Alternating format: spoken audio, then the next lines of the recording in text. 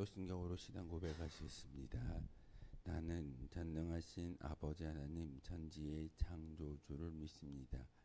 나는 그의 유일하신 아들 우리 주 예수 그리스도를 믿습니다. 그는 성령으로 잉태되어 동정녀 마리아에게서 나시고 본디오 빌라도에게 고난을 받아 십자가에 못 박혀 죽으시고 장사된 지 사흘 만에 죽은 자 가운데서 다시 살아나셨으며 하늘에 오르시어 전능하신 아버지 하나님 우편에 앉아 계시다가 거기로부터 살아있는 자와 죽은 자를 심판하옵습니다. 나는 성령을 믿으며 거룩한 공교회와 성도의 교제와 죄를 용서받는 것과 몸의 부활과 영생을 믿습니다. 아멘. 찬송가 304장 함께 찬양하겠습니다. 찬송가 304장입니다.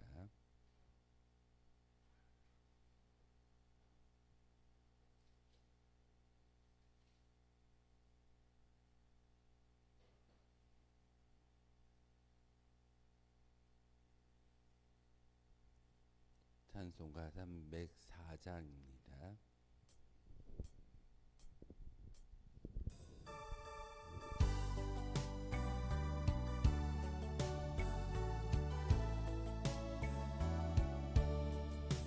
크신 하나님의 사랑 말로 다여 영 못하네.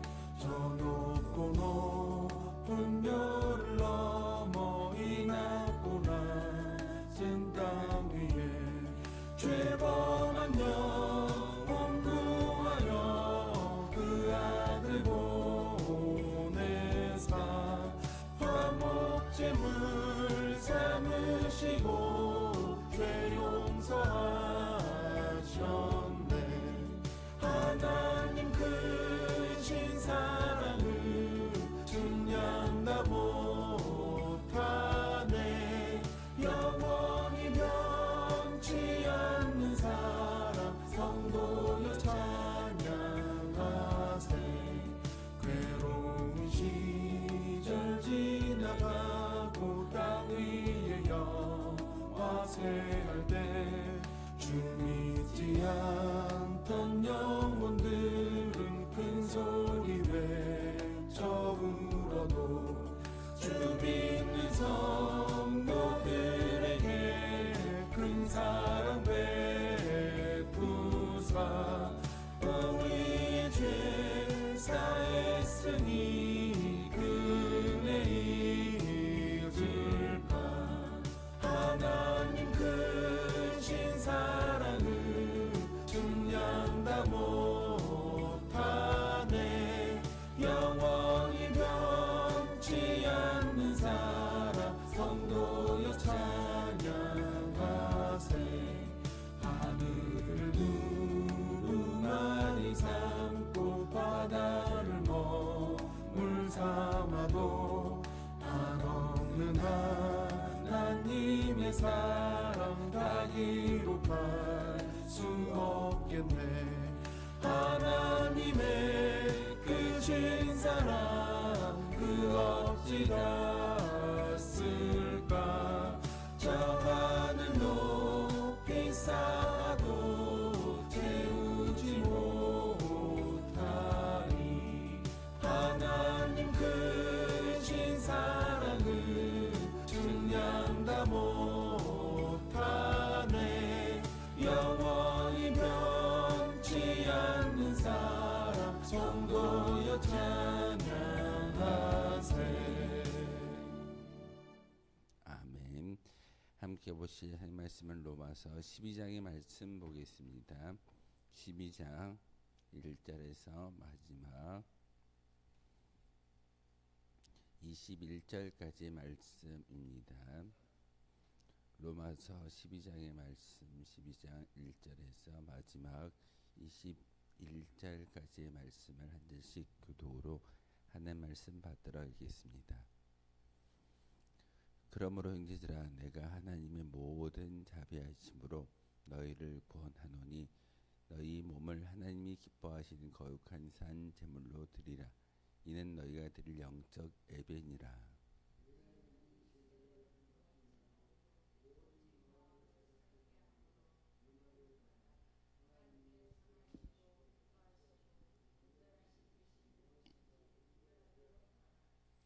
내게 주신 은혜로 말미암아 너희 각 사람에게 말하노니 마땅히 생각할 그 이상의 생각을 품지 말고 오직 하나님께서 각 사람에게 나누어 주신 믿음의 분량대로 지혜롭게 생각하라.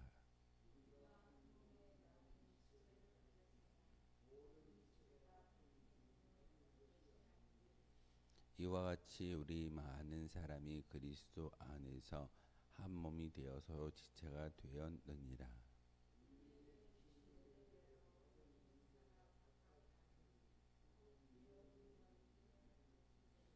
혹 섬기는 일이면 섬기는 일로, 혹 가르치는 자면 가르치는 일로,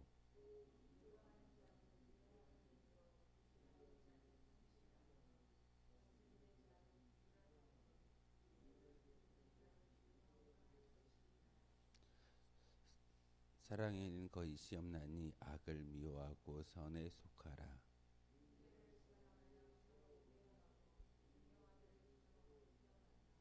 부지런하여 게으르지 말고 열심을 품고 주를 섬기라.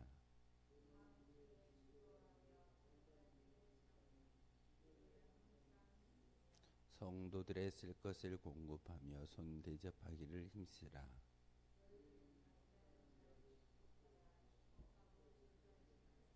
즐거워하는 자들과 함께 즐거워하고 우는 자들과 함께 울라.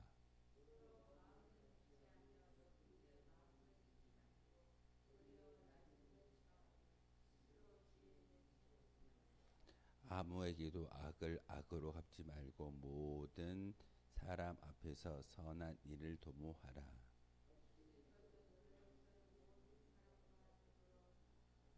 내 사랑하는 자들아 너희가 친히 원수를 갚지 말고 하나님의 진노하심에 맡기라.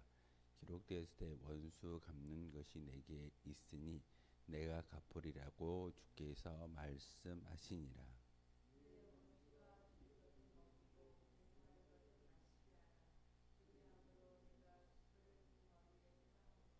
함께 읽겠습니다. 악에게 지지 말고 선으로 악을 이기라. 아멘. 사도 바울의 로마서의 말씀을 하나하나 기록해 가면서 어제까지 우리가 보았던 로마서 11장까지는 구원과 복음 그리고 하나님의 어떤 경륜에 대해서 어떤 구리적인 이야기를 좀 딱딱한 말씀을 전하고 있는데, 오늘부터는 사도 바울이 로마 교회 성도들에게, 지금 우리가 함께 읽고 있는 저와 여러분들에게 어떻게 성도로서 살아가야 할지를 삶의 길라잡이, 삶의 지침을 보여주는 말씀이 오늘부터 시작되어지는 말씀이기도 합니다. 그래서 로마서 12장의 말씀 가운데 첫 번째 뭐라고 그 사도 바울이 권면하고 있던가요? 너희 몸을 하나님이 기뻐하시는 거룩한 산 제사를 드려라 라고 말씀을 전하고 있습니다. 하나님이 기뻐하시는 산 제사, 그렇다면 다른 말을 바꿔서 이야기하면 죽은 제사가 있을 겁니다.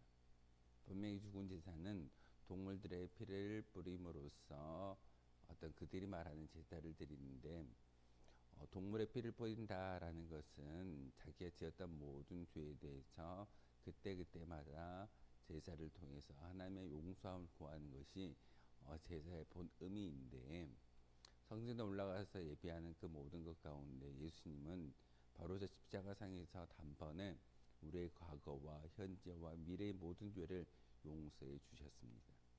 그렇기 때문에 우리는 더 이상 과거에 연연하면서 죽은 제사가 아닌 우리가 살아있는 채 우리의 몸을 들여서 하나님이 기뻐하시는 거룩한 산 제사를 드릴 수 있는 조건이 충분히 만들어졌습니다. 이미 우리의 죄인의 모습으로 계속 살아간다면 우리는 죄를 지을 때마다 이 성전에 올라와서 제물을 잡아서 피를 뿌리고 죄 용서함을 구해야 하는데, 사도 바울은 더 이상 우리가 죄인에 속한 그런 사람들이 아니라 성도라고 이야기하면서 하나님의 부름을 받은, 하나님의 거룩한 구원을 이미 받은 그런 사람으로서 우리를 선택하여 주셨고, 그 성도가 어떻게 살아가야 하는지를 오늘 로마서 12장을 통해서 우리에게 말씀을 전하고 있습니다. 결론의 말부터 이야기를 드리면 21절에 뭐라고 말씀을 전하고 있던가요? 악에게 지지 말고 선으로 악을 이겨라. 악에게 지지 말고 선으로 악을 이기라 라고 말한 것은 악에 대해서 분명히 인지하고 있어야 된다는 것입니다.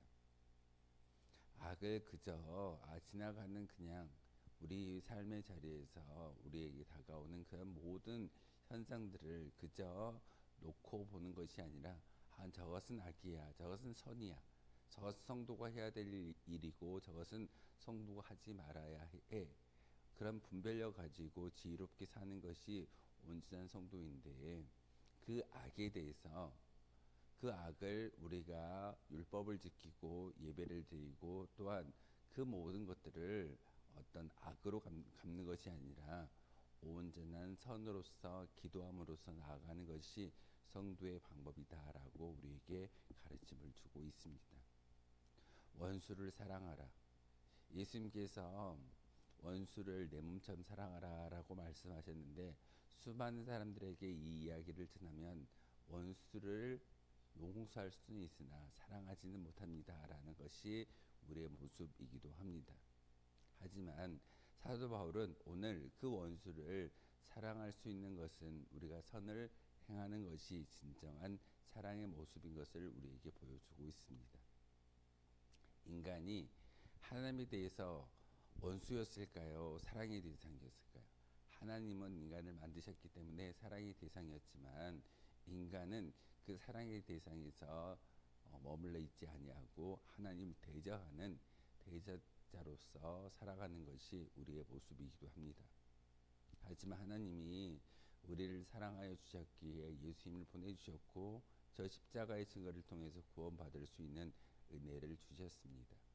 그러기에 그 은혜를 덧입고 그 사랑을 우리의 마음 가운데 새길 수만 있다면, 우리는 악을 선으로 이길 수 있는 힘이 내게 주어지는 것이 아니라 나와 함께 계시는 성령님을 통해서 이 모든 것들을 이겨낼 수 있다는 사실입니다.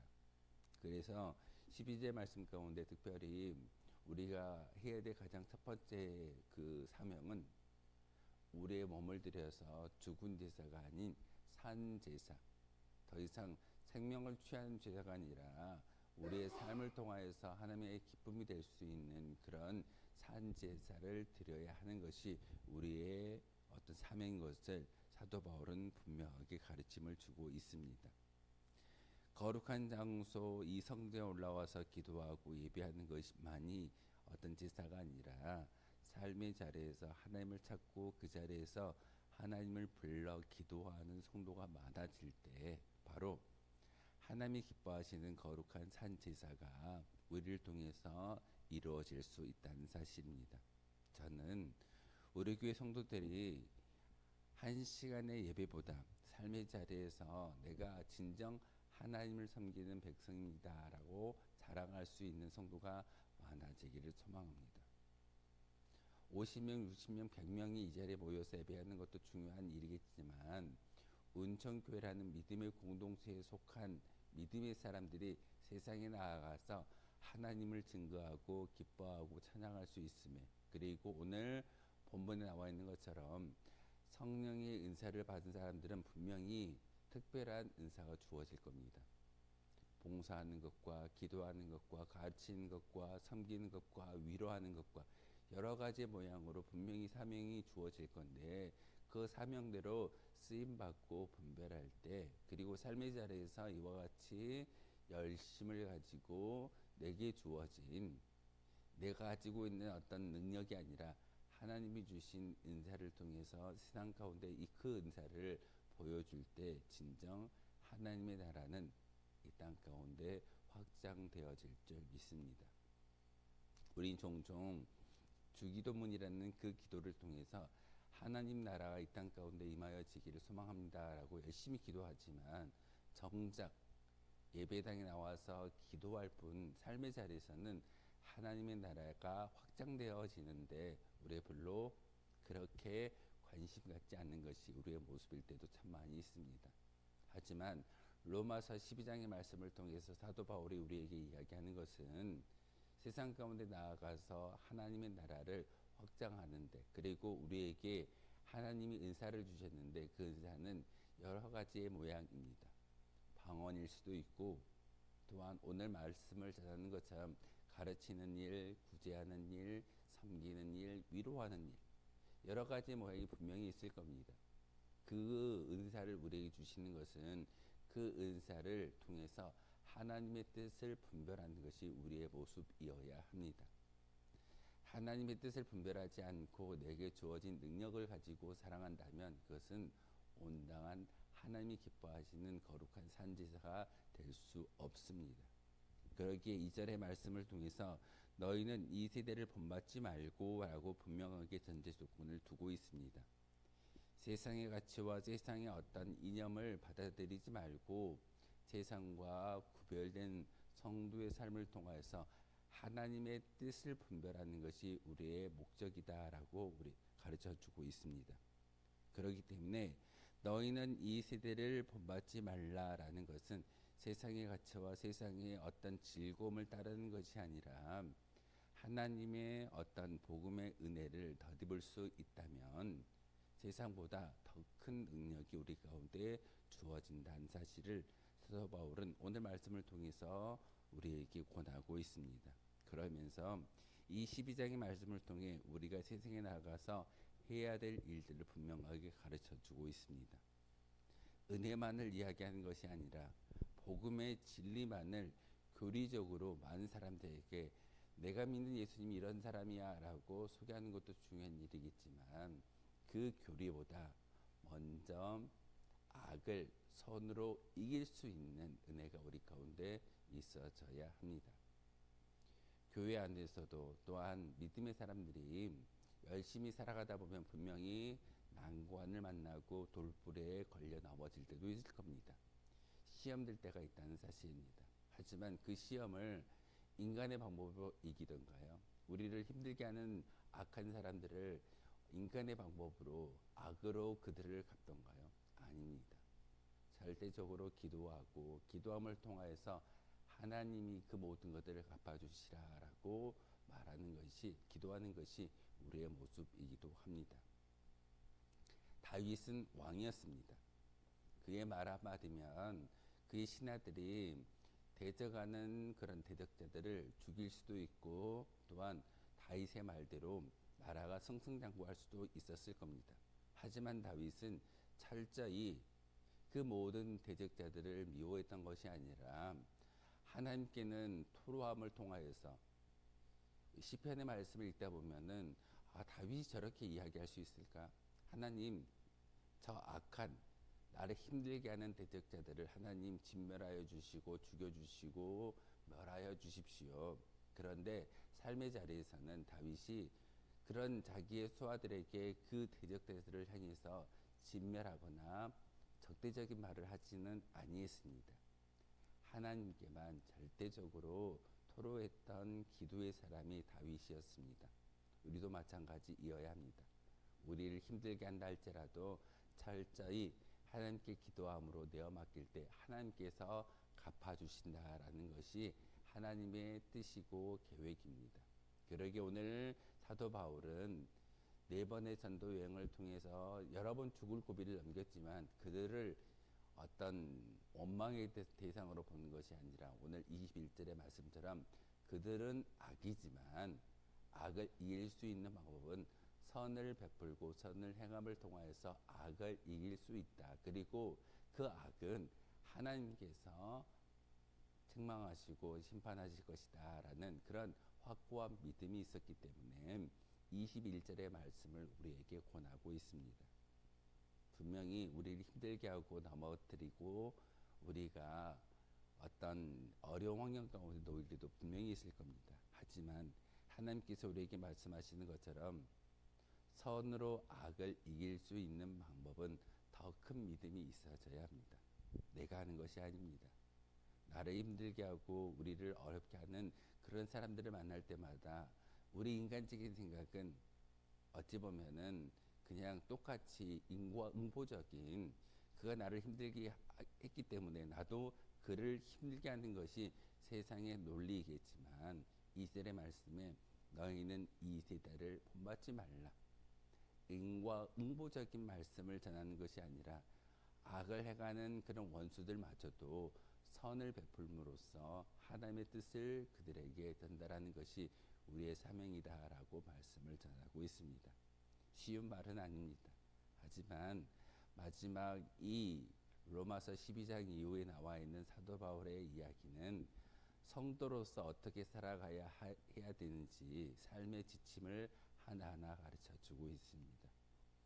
10장까지의 말씀, 11장까지의 말씀을 통해서 교리적인 이야기를 했다면, 이제는 이 세상 가운데 성도로서 어떻게 사는가, 어떻게 살아가야 하는지를 분명하게 가르쳐 주고 있는데, 그 말씀대로 부여받고 다시 한번 악을 선으로 이길 수 있는, 내가 하는 것이 아니라 나와 함께 하시는 성령님을 통해서 이 모든 것들을 이겨낼 수 있다라는 사실을 다시 한번 믿고 따를 수 있는 저와 여러분 되어 주시기를 주님의 이름으로 소망하겠습니다. 기도하겠습니다. 거룩하신 주님, 참으로 감사를 드립니다. 하나님의 은혜 가운데 저희들 다시 한번 새로운 생명을 얻은 자들로서 언제나 하나님의 영광을 위해 살아갈 수 있는 은혜를 주시오니 참으로 감사를 드립니다. 이 모든 삶 가운데서 우리 자신을 부인하는 일이며, 언제나 하나님의 뜻만을 생각하고 성취하는 자세를 가질 때 이 모든 믿음의 고백이 가능해진다라고 사도 바울을 통해서 우리에게 가르침을 주고 있습니다.